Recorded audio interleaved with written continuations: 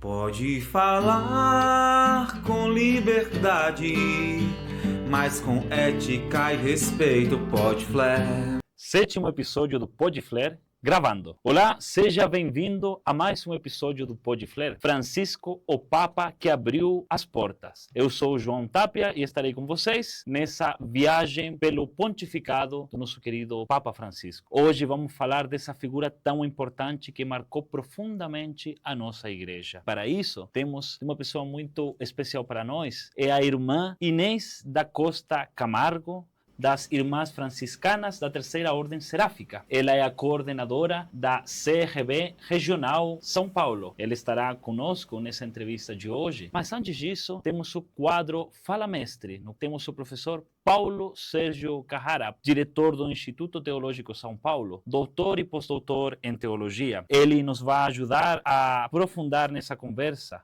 Vamos com o nosso quadro Fala Mestre. Se nós queremos conhecer melhor a figura do Papa Francisco, primeiramente nós temos que nos voltar para o ser humano que ele foi. Ele entra para os jesuítas, nós conhecemos um pouco a espiritualidade dos jesuítas, é muito profunda. Santo Inácio deixou os exercícios espirituais, cuja proposta é a configuração do exercitante a Cristo.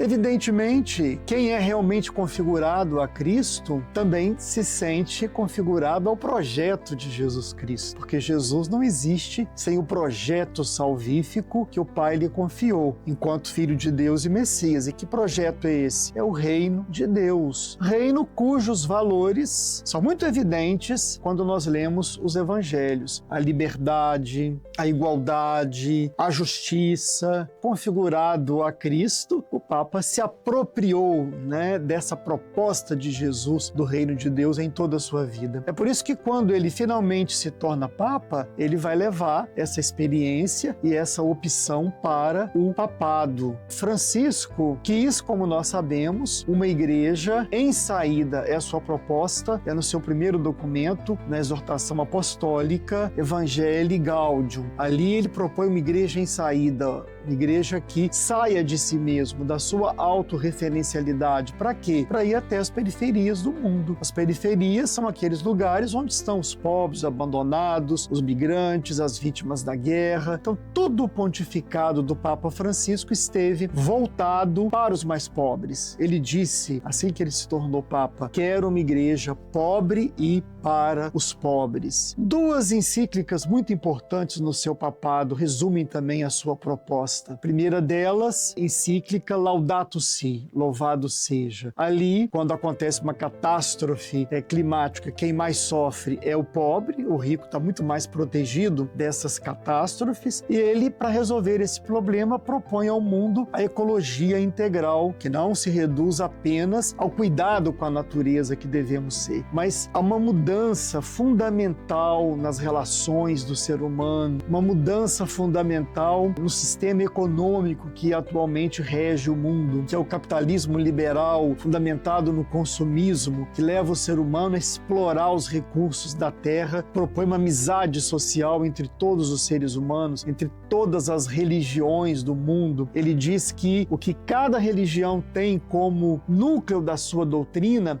seria suficiente para um diálogo frutuoso entre todas elas, pudesse promover a paz no mundo. Sejamos todos irmãos. Isso não quer dizer que nós devemos renunciar à nossa fé cristã, católica. Isso não quer dizer que todas as religiões são iguais, mas evidentemente todas elas se configuram como um caminho para Deus, aquelas tradições religiosas que favorecem a humanização do ser humano. Então, a partir de todas elas, o Papa sugere construirmos uma humanidade nova, uma humanidade de irmãos. Propôs a sinodalidade, ou seja, pensar a igreja a partir não apenas dos ministérios ordenados, mas do batismo e de todos os ministérios que existem na igreja, ou seja, todos são responsáveis pela evangelização, para evangelizar. Então, eles também devem participar da gestão da igreja eles devem participar, em certo sentido, da formulação da proposta evangelizadora da igreja. Foi um Papa, então, inclusivo. Todos os ministérios de todos os batizados. Deu à mulher um papel que ela nunca tinha tido na igreja, porque no sínodo sobre sinodalidade todos votaram, não só os bispos, as mulheres que ali estavam também votaram.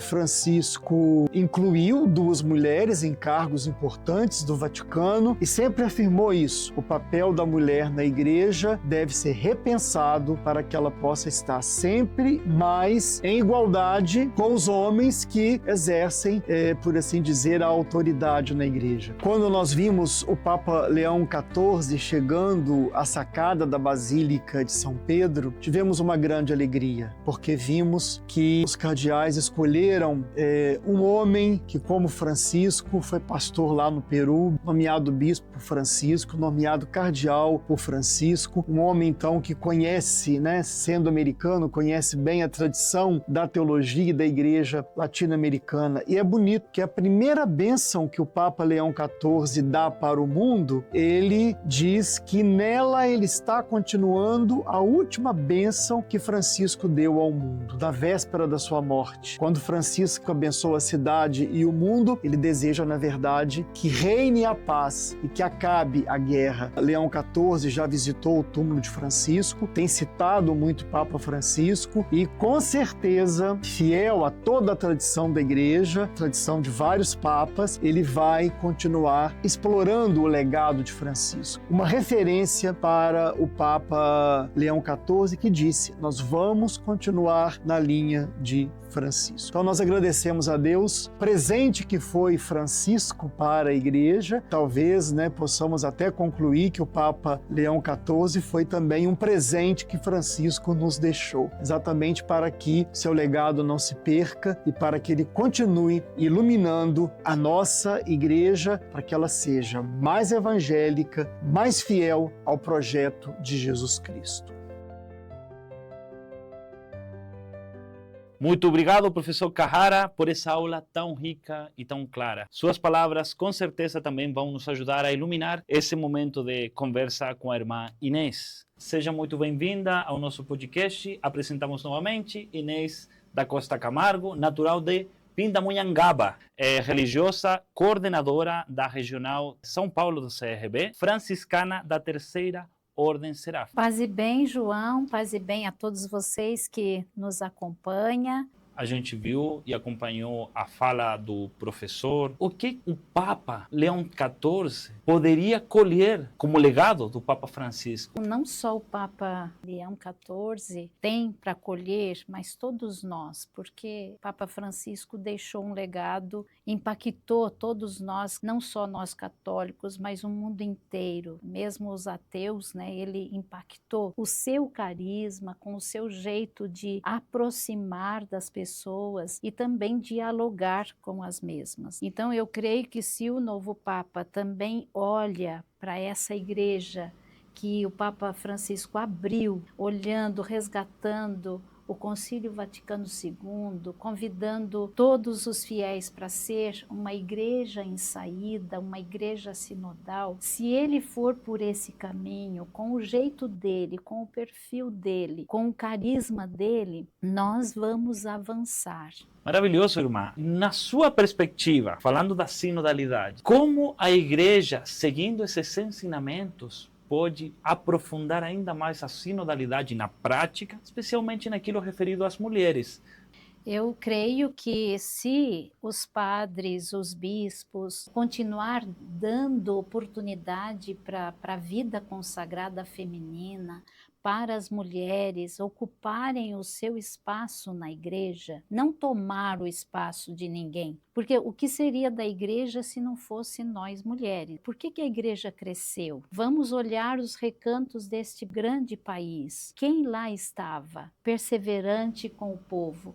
As mulheres consagradas, e não só nós consagradas, mas as mulheres catequistas, as mães que têm uma jornada de trabalho dupla e às vezes até mais do que dupla, mas elas estão ali, perseverante. Então é esse lugar que a mulher deve ocupar na igreja e que precisa de espaço e precisa de ser valorizada. Foi o que o Papa Francisco fez. A última nomeação foi a irmã Simona como prefeita do Dicastério da Vida Consagrada. Colocou o Museu do Vaticano II na mão de uma mulher.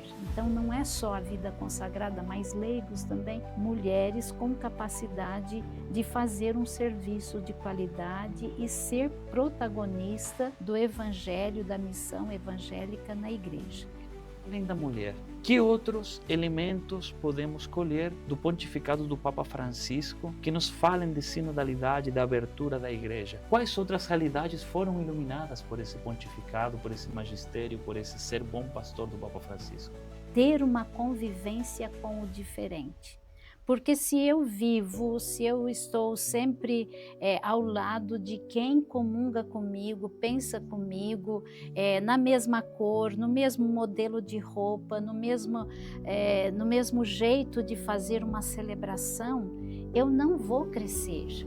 Então o Papa Francisco traz para nós esse diálogo com o diferente, com diferentes religiões, com diferentes pensamentos, para enriquecer. Porque se eu não dialogo com pessoas diferentes, eu vou ficar na mesmice. Eu vou ter uma teologia enfraquecida, infantil. Nós precisamos ter essa coragem. Não dá para ficar só a responsabilidade para o novo Papa. Você, como verbita, eu, como franciscana, você leigo, você catequista, você precisa estar dando esse passo para dialogar com o diferente. Foi esse grande legado para a igreja de hoje. Isso é evangelho na prática, é evangelho na vida cotidiana. Esse é o ensinamento do Papa Francisco. Considerando que não é só o Papa que faz a igreja, não são só os bispos, os padres, os religiosos e religiosas. Somos todos nós batizados que fazemos a igreja.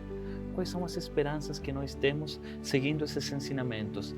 João, e você que nos assiste, a esperança é ter uma vida mais próxima, de diálogo. Esse sinal de esperança é um caminho sem volta. Se eu não dialogar, se eu não respeitar o meu próximo, eu não vou ser sinal de esperança. Então eu convido você também a fazer esse caminho de peregrinos de esperança.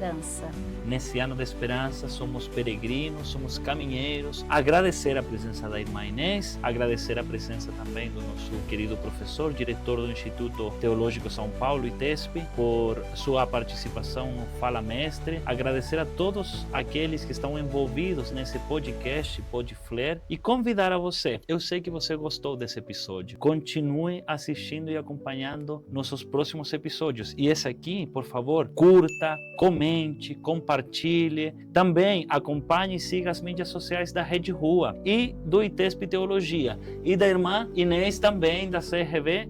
Irmã, uma mensagem final. Obrigada a você que nos acompanha. Desejo a todos paz e bem. Até a próxima. Roda a vinheta.